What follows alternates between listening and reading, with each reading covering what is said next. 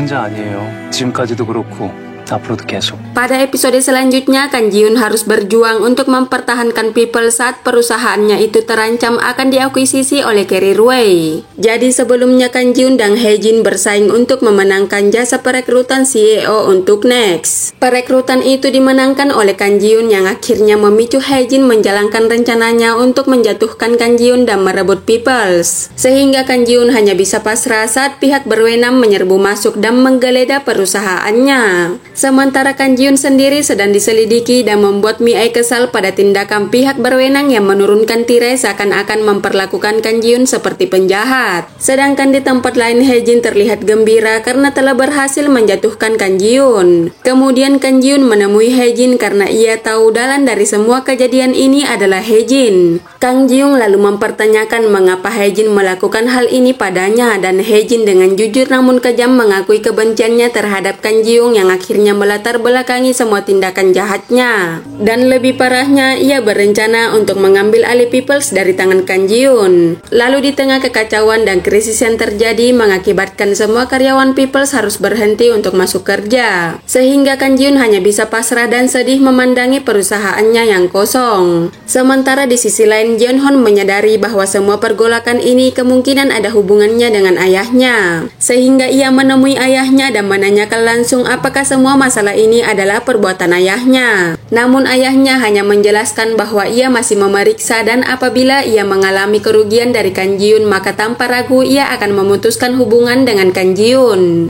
Setelah itu Jeon-hon yang murung mendatangi Soo-hyeon. Tampaknya ia menceritakan semua yang sedang terjadi sehingga Soo-hyeon menanyakan keadaannya. Namun Jeon-hon malah menganggap Soo-hyeon sedang mengkhawatirkan En-ho sehingga ia mengatakan bahwa Soo-hyeon tak perlu mengkhawatirkan En-ho. Jadi Soo-hyeon meluruskan bahwa ia tidak sedang mengkhawatirkan En-ho melainkan dirinya. Di sisi lain En-ho diam-diam terus melindungi dan menghibur Kang Ji-yoon di tengah masalah yang mereka hadapi. En-ho menggenggam tangannya sambil memberinya keyakinan bahwa sekarang dan seterusnya Kang Ji-yoon tak akan lagi sendirian. Hal itu menyadarkan Kang Ji-yoon bahwa ia pernah membenci hidupnya, namun setelah bertemu dengan En-ho, ia mulai menyukainya karena ia menemukan kenyamanan dan tempat bersandar. Selain itu, perlahan-lahan Kang Ji-yoon juga berhasil membalikkan keadaan dan membuktikan bahwa tuduhan yang diarahkan kepadanya adalah tuduhan yang tidak benar. Sehingga ia berhasil kembali memiliki Peoples, terbukti saat ia terlihat berdiri dan tersenyum menyambut kedatangan para karyawannya yang juga merasa bahagia karena mereka telah berhasil melewati masalah berat yang terjadi.